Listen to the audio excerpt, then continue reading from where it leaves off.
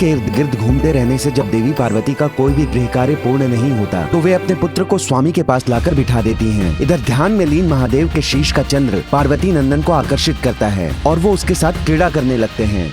अब आगे। अरे वाह, जल में तो इसका प्रतिबिंब और भी सुंदर लग रहा है। इससे प्रकाशित ये मत्स्य बहुत मनमोहक प्रतीत होती है। इसे जल में डालकर तो और भी स्पष्ट दिखाई देगी ये, और भी सुंदर दृश्य उत्पन्न होगा। बहुत आनंद आएगा।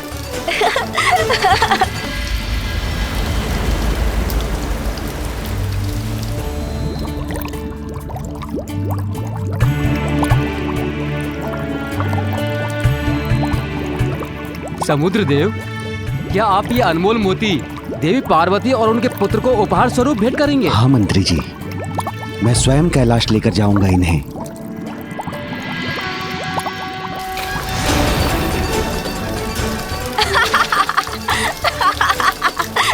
ये गया।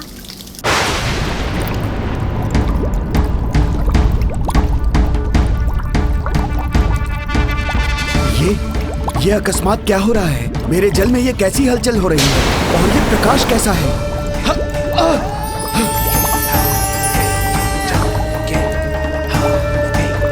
चंद्र, वो यहाँ मेरे जल में क्यों है?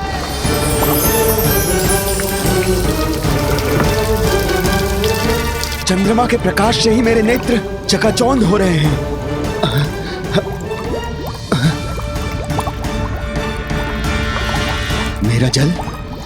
मेरा जल अशांत हो उठा है उनके आगमन से।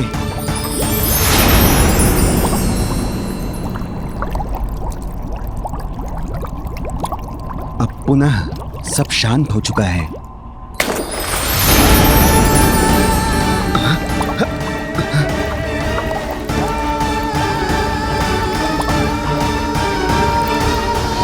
ये चंद्र क्या करने का प्रयास कर रहे हैं? कैसी क्रीड़ा है ये उनकी? मेरा जल अधीर होकर पुनः शांत हो जाता है। क्या कारण हो सकता है इसका?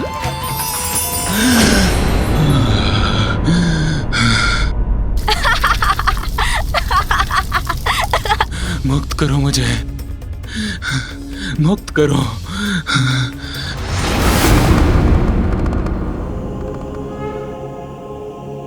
प्रभु,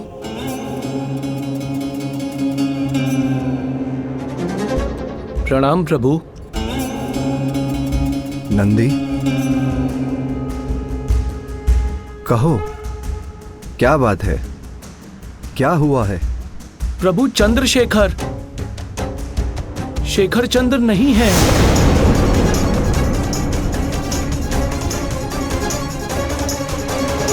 मैंने वरदान दिया था चंद्र को कि वो सदा मेरे शीश पर स्थित रहेंगे। फिर वो मेरे शीश से कहाँ चले गए? कौन हटा सकता है उन्हें वहां से? क्या हुआ ब्रह्मदेव, आप इतने शांत क्यों हो गए? मैं प्रत्यक्ष खड़ा हूं आपके समक्ष और पूछ रहा हूं आपसे, क्या यह सत्य है?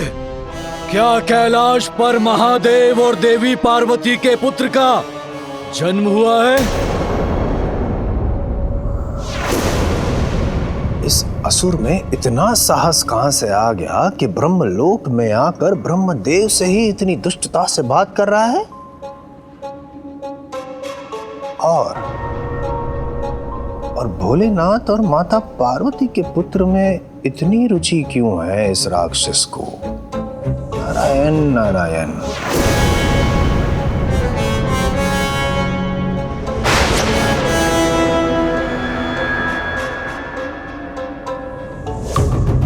किंतु ये कैसे संभव है?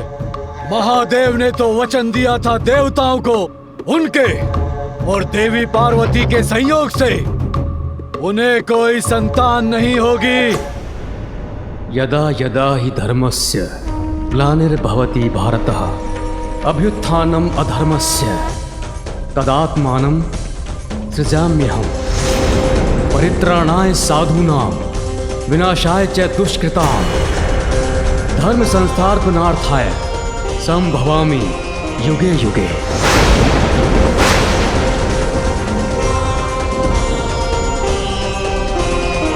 संसार में जब भी धर्म का ह्रास होगा, जब भी बुराई की शक्तियां अपना वर्चस्व स्थापित करेंगी, जब भी तुम जैसे दुष्ट के अस्तित्व का प्रभाव होगा, तो तुम्हारे जैसे दुष्टों का अंत करने के लिए तुम्हारे काल का रूप लेकर, शुभता का बल बनकर, असाधारण रूप धारण कर दिव्यता का आगमन भी अवश्य होगा।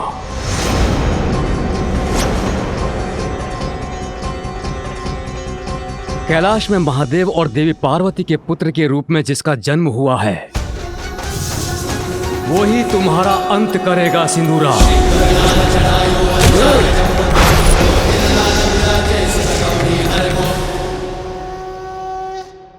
ब्रह्मदेव, मुझे भयभीत करने का प्रयास कर रहे हैं आप।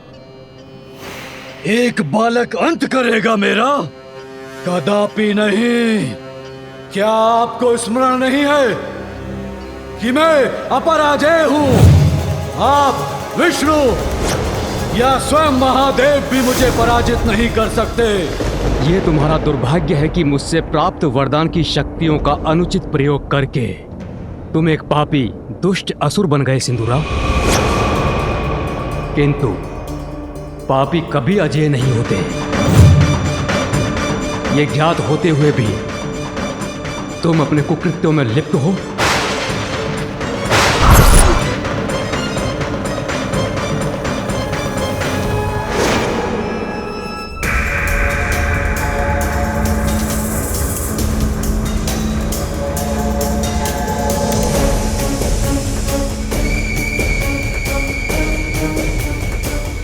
ब्रह्मदेव, प्रतीत होता है कि आपकी बुद्धि आपका साथ छोड़ चुकी है।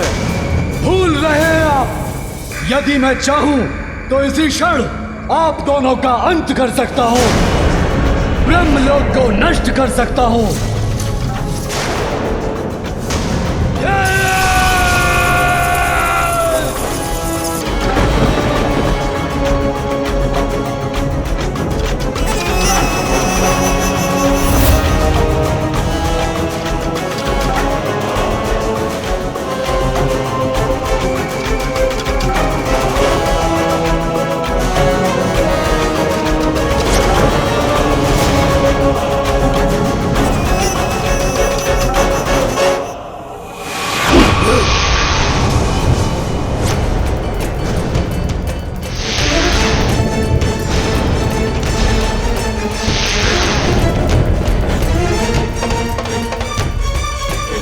बस सिंदूरा, बहुत हुई तुम्हारी धृष्टता।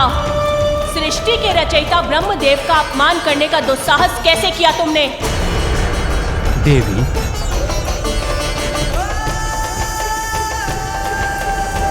और तुमसे अपेक्षा भी क्या कर सकता हूं मैं? तुमने अपनी शक्तियों को व्यर्थ किया है। संस्कार विहीन तो तुम थे ही, किंतु अब तुम्हारे बल से उत्पन्न अहंकार और तुम्हारी दुष्ट प्रवृत्ति ने तुम्हारा सर्वनाश सुनिश्चित कर दिया है। ब्रह्मदेव ने मुझे वरदान तो बहुत दिए, किंतु प्रतीत होता है संस्कार देना भूल गए। अपना कर्तव्य उचित प्रकार से नहीं निभाया इन सृष्टि रचयिता ने।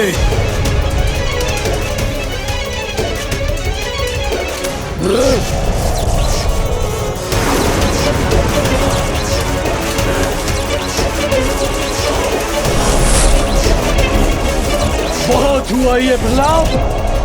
अब मैं उस बालक का वध करूंगा। सिंदूरा का अंत कोई नहीं कर सकता, कोई नहीं। उस बालक का अंत कर आपके ब्रह्मलोक को नष्ट करने के लिए शीघ्र लौटूंगा मैं।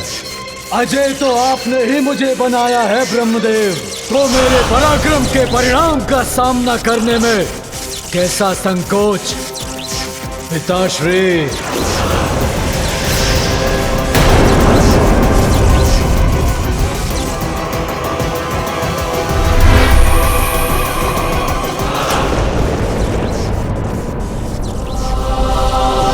ये मेरी सबसे बड़ी भूल का प्रत्यक्ष रूप है।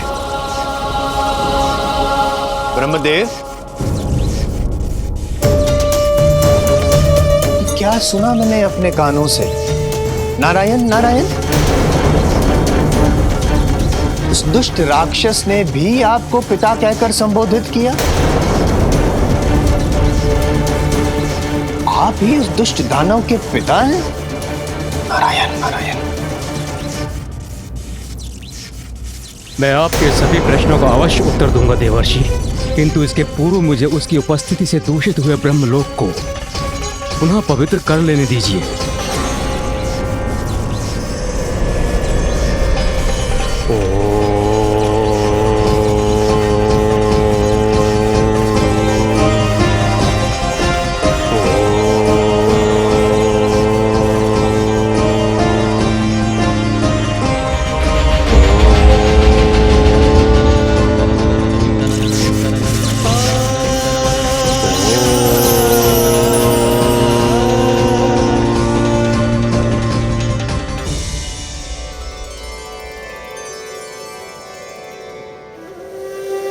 अब मैं आपके प्रश्नों का उत्तर देने के लिए प्रस्तुत हूं देवर्षि। प्रभु, भला ये कौन कर सकता है? किसमें इतना साहस कि आपके शीश से चंद्र ले जाए? इतनी उद्दंडता?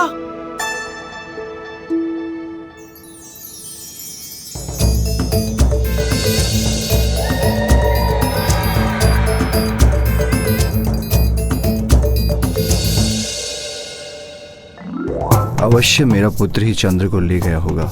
कौतूहलवश उसने मेरे शीश से चंद्र को ले लिया होगा, किंतु यदि मैं अपने गणों को यह बात बता दूंगा तो भयवश वो कदाचित बालक से चंद्र को लौटा कर लाने के लिए तैयार ही नहीं होंगे।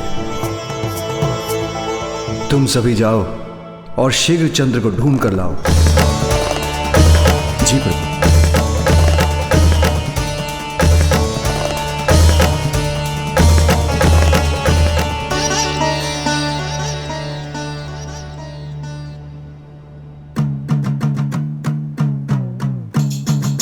माँ तो तंदलमा तई भी दिखाई नहीं दे रहे।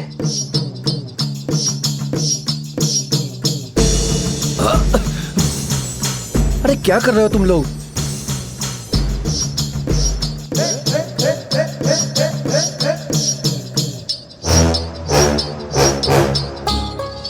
और ये तुम लोग ऊपर क्या देख रहे हो?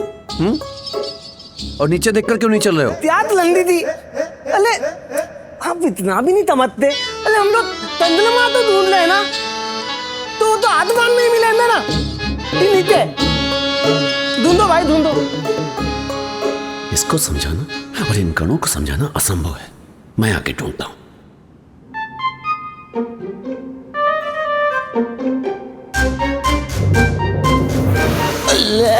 क्या तल्ला है भाई, देखते तलना।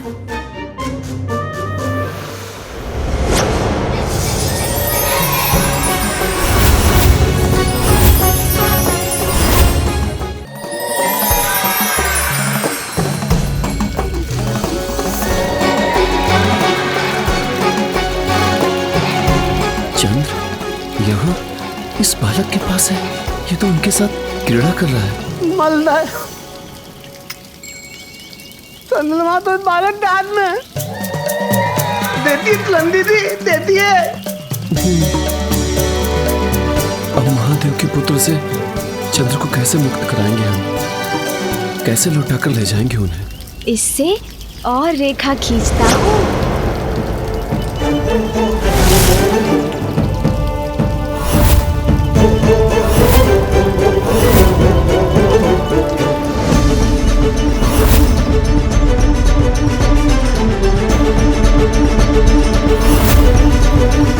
ये तो फिर से रेखा खींच रहा है। नहीं श्रृंगी, इसे छेड़ना उचित नहीं।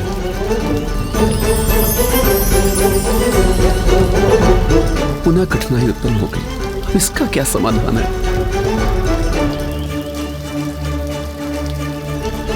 अन्य कोई गण भी इसकी ओर नहीं बढ़ेगा, किंतु प्रभु के आदेश का उल्लंघन भी ना हो, साथ जुड़ा के मैं ही आगे बढ़ता हूं। ये सुंदर है।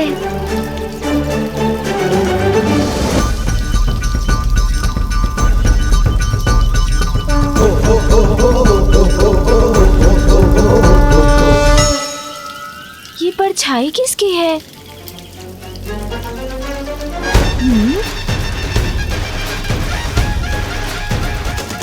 कौन है?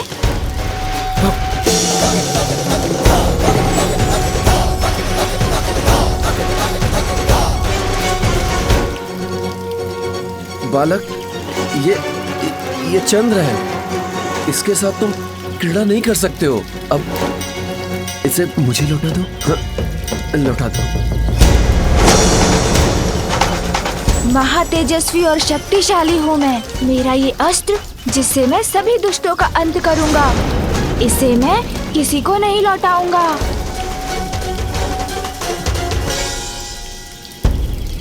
चलो बिल तलो।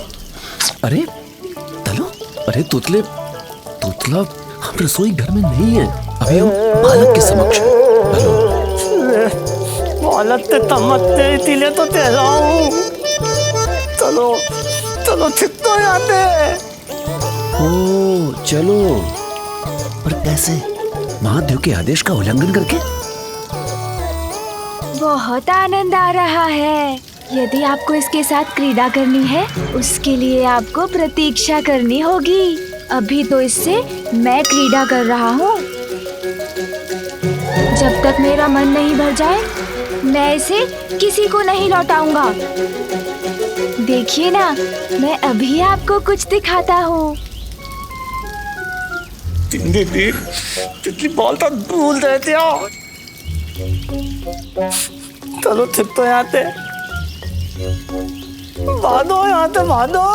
अरे तोतला, कौन सी तितली और किसके बाल? हम यहाँ इसके हाथ में चंद्र की बात कर रहे हैं और ये कहाँ फेंके? अरे नहीं श्रृंगी जी, ये कह रहे हैं कि पिछली बार भूल गए क्या, इस बालक से उलझने का क्या परिणाम हुआ था?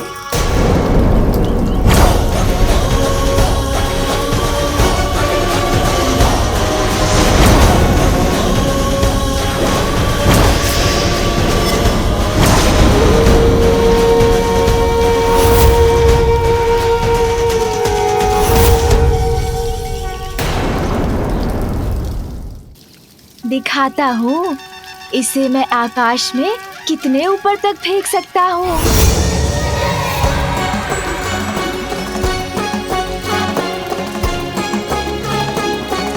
देखिए।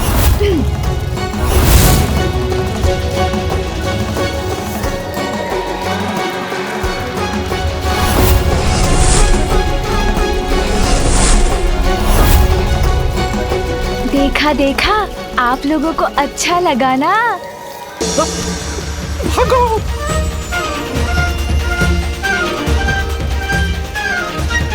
और दिखाऊं? अभी तो यही थे सभी, कहाँ चले गए? किंतु ये तो है मेरे पास। प्रभु, वो बालक आपके पुत्र चंद्र को नहीं लौटा रहे हैं। हमने उनसे चंद्र को लौटाने के लिए कहा तो उन्होंने उत्तर दिया कि वो चंद्र के साथ क्रीड़ा कर रहे हैं। जिन साक्षात चंद्रदेव को वरदान देकर मैंने उनके प्रतीक को चंद्र रूप में अपने शीश पर धारण किया है, जिनके अस्थिर होने से सृष्टि का संतुलन बिगड़ सकता है, एक बालक उनके साथ क्रीड़ा करे, क्या ये उचित है? नंदी, तुम जाओ और शीघ्र चंद्र को लौटा कर लाओ। उन्हें उनके उचित स्थान पर स्थापित करो। जी प्रभु।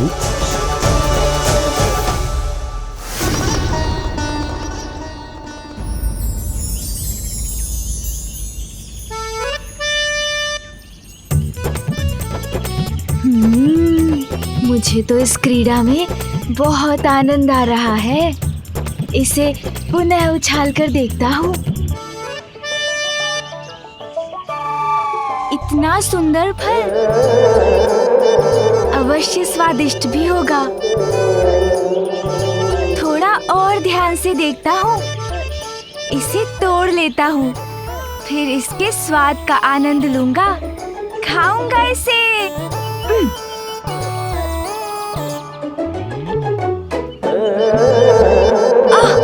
ऊंचाई पर लटका है, मेरी पकड़ में ही नहीं आ रहा। ऐसे तो नहीं तोड़ सकूंगा, कोई युक्ति लगानी होगी।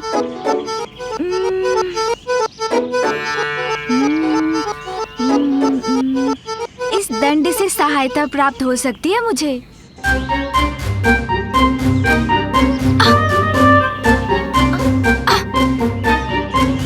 पहुंच तो रहा हूँ, किंतु लक्ष्य नहीं साध पा रहा हूँ। कुछ और करना होगा।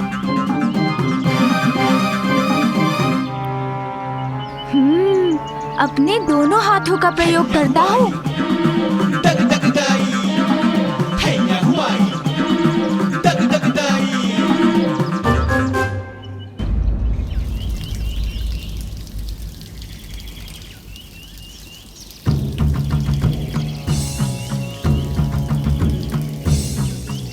बालक को यहीं कहीं होना चाहिए।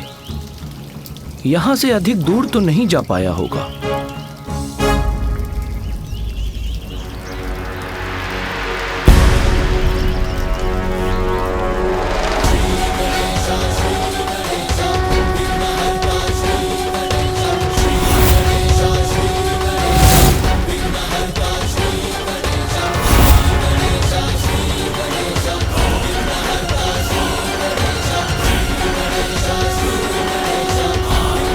पिछली बार इन्होंने दंड उठाया था तो हमारी बुरी दशा कर दी थी। इस बार न जाने क्या कर बैठे। अब मैं प्रभु की आज्ञा का पालन कैसे करूं? इनसे चंद्रमा कैसे प्राप्त करूं?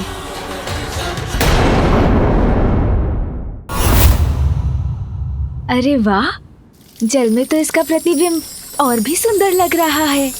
इससे प्रकाशित ये मत्स्य बहुत मनमोहक प्रतीत होती है। इसे जल में डालकर तो और भी स्पष्ट दिखाई देगी ये, और भी सुंदर दृश्य उत्पन्न होगा। बहुत आनंद आएगा।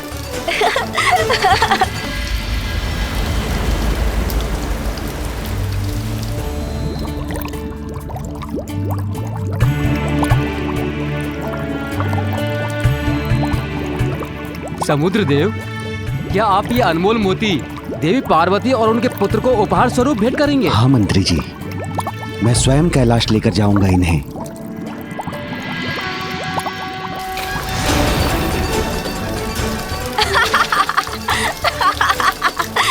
ये गया।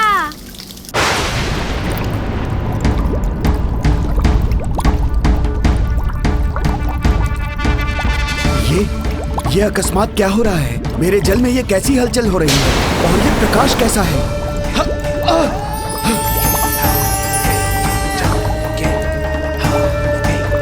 चंद्र, वो यहाँ मेरे जल में क्यों है?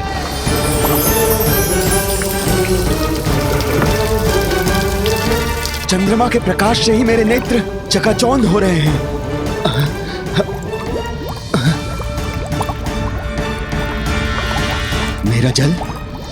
मेरा जल अशांत हो उठा है उनके आगमन से।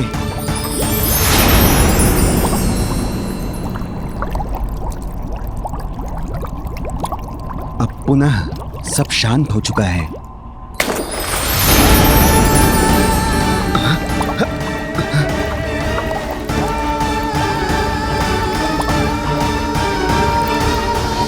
ये चंद्र क्या करने का प्रयास कर रहे हैं? कैसी क्रीड़ा है ये उनकी? मेरा जल अधीर होकर पुनः शांत हो जाता है। क्या कारण हो सकता है इसका?